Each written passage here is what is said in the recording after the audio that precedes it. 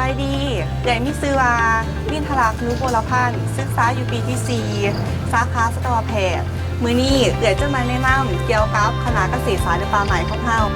คณะเกษตรศาสตร์และป่าไม้เป็นคณะวิชาหนึ่งของมหาวิทยาลัยจักรพรรดิมีหน้าที่ในการจัดตั้งการเรียนการสอนการวางแผนและก่อสร้างนักวิชาการ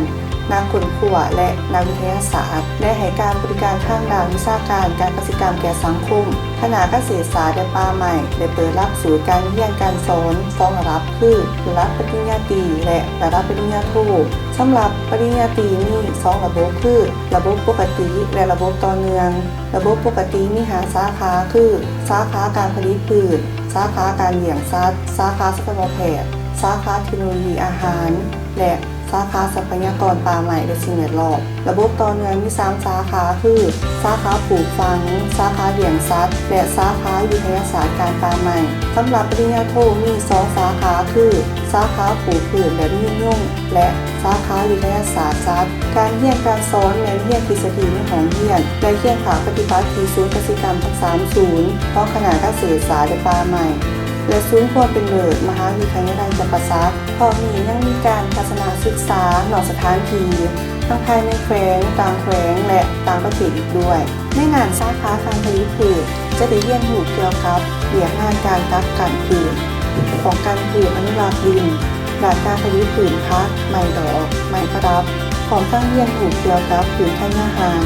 และพืชอุตสาหกรรมที่เป็นพืชเศรษฐกิจต่างๆสาขาเลี้ยงสัตว์ได้เรียนรู้เกี่ยวกับหลักการในการผลิตสัตว์เศรษฐกิจการจัดการด้านอาหารสัตว์การขยายพันธุ์สัตว์การป้องกันพยาธิสัตว์และการส่งเสริมเรื่องงานการเลี้ยงสัตว์สาขาสัตวแพทย์เป็นสาขาที่เรียนรู้เกี่ยวกับการผลิตสัตว์พูดถึงการวิจัยพยาธิของสัตว์การป้องกันและการตีตัวพยาธิของสัตว์เลี้ยงและสัตว์ป่าพร้อมทั้งการควบคุมการระบาดของพยาธิในสัตว์สู่คนสาขาเทคโนโลยีอาหารเน้นเรียนรู้เกี่ยวกับวิทยาศาสตร์การอาหาร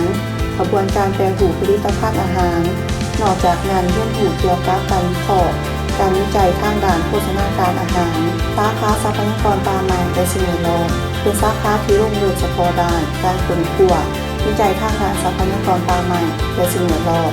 การอนุรักษ์และการจัดการดินการป่าไม้เรียนรู้เกี่ยวกับการวางแผนพัฒนาและคุ้มครองทรัพยากรป่าไม้และสิ่งแวดล้อมให้มีความยืนยงภายหลังเรียนจบแล้ว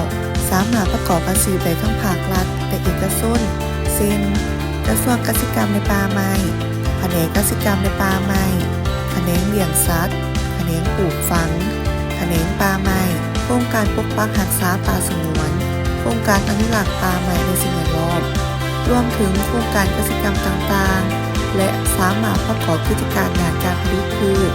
สัตว์เศรษฐกิจกิจการด้านสัตวแพทย์โดยตนเองได้และสามารถไปเรียนต่อเพื่อยกระดับให้สูงขึ้นได้ขอเชิญน้องๆที่กำลังเรียนจบม .7 ที่มีใจมาคักในการเกษตรขอมาสามารถเรียนต่อได้ที่คณะเกษตรศาสตร์และป่าไม้มหาวิทยาลัยจักรพรรดิขอขอบใจ